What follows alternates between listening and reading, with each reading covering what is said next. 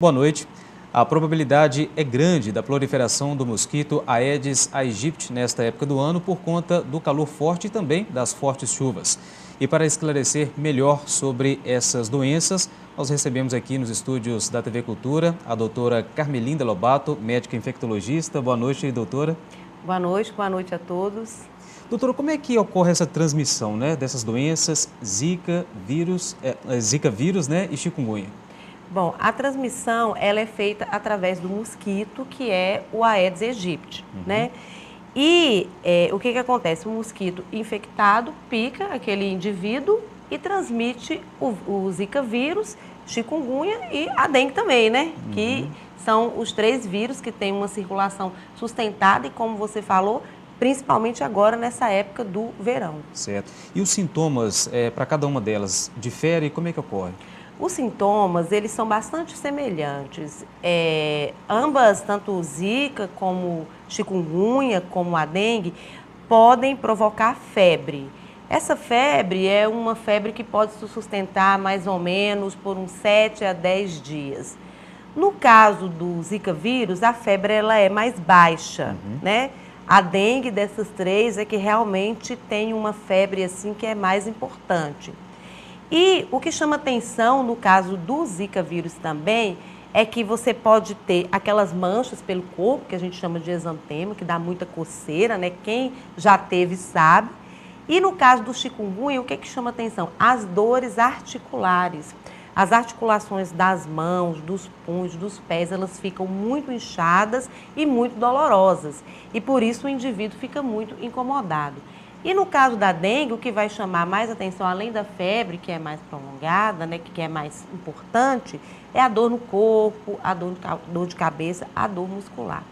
Então, elas são muito parecidas, mas essas alterações que eu citei aqui é que são as que mais diferem de uma doença para outra. Agora, doutora, a senhora disse sobre a questão de sintomas, da chikungunya, que é uma dor muito constante, né? Isso. Por quanto tempo prevalece essa dor? No caso do chikungunya, quando a gente fala que está naquela fase aguda da doença, essa dor vai persistir por mais ou menos aquele período de 10 a 12 dias. Mas essa pergunta que você fez é uma pergunta muito importante. Por quê? Porque a dor articular da chikungunya, ela pode persistir e se tornar crônica. É o que a gente chama da forma crônica da chikungunya, que infelizmente muitas pessoas estão enfrentando. O que acontece? Passa febre, passa aquela dor no corpo, mas a dor nas articulações, elas persistem. E a pessoa muitas vezes fica até com limitação, ela não consegue fechar a mão de tanta dor.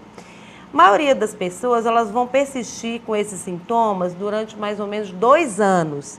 Mas tem gente que pode ficar pro resto da vida, infelizmente, inclusive com limitação até para trabalhar, dependendo do que a pessoa fizer. Doutora, uma dúvida frequente, entre as pessoas é se uma pessoa ela pode ter ao mesmo tempo, dengue, chikungunya e zika vírus. Isso pode acontecer? Infelizmente pode acontecer. Infelizmente, né? Mosquitinho é danado, ele pode transmitir as 3 doenças. E, infelizmente, a gente aproveita para dar um puxão de orelha na população, que não está cuidando do seu quintal, da sua água parada. Falta ainda muita conscientização, Muita conscientização. Então, a proliferação do mosquito, ela é muito elevada.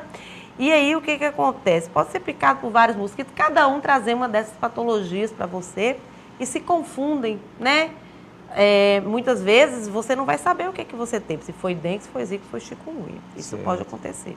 Há um medicamento específico para o combate e a prevenção dessas doenças? Específico, infelizmente, a gente não tem. A gente fala que a gente trata essas doenças com sintomáticos. É o uso da dipirona, outro analgésico. Lembrando que não se pode fazer uso de AS, de anti-inflamatório, como, por exemplo, diclofenaco, ibuprofeno, que muitas vezes as pessoas... A automedicação. Por quê? Porque pode provocar algum tipo de sangramento.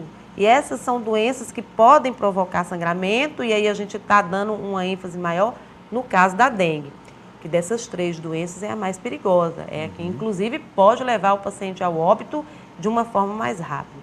E uma orientação que é muito importante, tomar bastante líquido. A gente, aqui no Brasil, apesar de viver num país que é muito quente, a gente não tem costume de beber muita água, Mas quando você está com uma suspeita de ter uma dessas arboviroses, tome bastante líquido.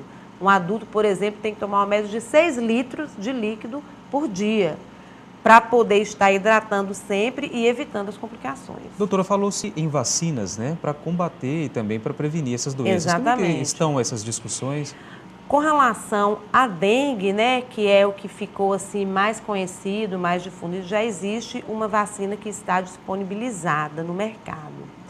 É uma vacina que gera muita discussão porque ela não vai ser indicada para todas as idades, né? Só até 49 anos de idade. E aí a gente não pegaria aqueles extremos que seria o grupo de risco para dengue. Quem nunca teve dengue, também a Anvisa não aconselha que se tome. Então, na verdade, a vacina existe. Eu acho que é um grande ganho, porque eu sou super a favor de vacina, gente. Sou super fã de vacina. Mas ela precisa ser tomada com avaliação médica. Essa seria a recomendação que eu dou, disponibilizada somente nas clínicas particulares e sempre com orientação médica. Tá certo. Doutora, alguma orientação final antes da gente finalizar aqui para a população a respeito, né, da prevenção e combate aí às arboviroses? É uma grande oportunidade para a gente chamar de novo a responsabilidade da população. Por favor, cuidem nos seus quintais, verifiquem lá se não tem água parada, as calhas, se a caixa d'água não está tampada adequadamente, né? A vasilha de água do cachorro, dos animais que a gente tem ali, porque é ali que o mosquito se prolifera. O uso de repelentes também é muito importante, mosquiteiros, telas para proteger, porque a prevenção é que é a melhor solução. E se por um acaso você apresentar qualquer sintomatologia que possa ser uma arbovirose, ou seja, uma febre que dura menos de 10 dias, que persiste, dor no corpo, dor nas articulações, procure imediatamente a unidade de saúde, procure o seu médico.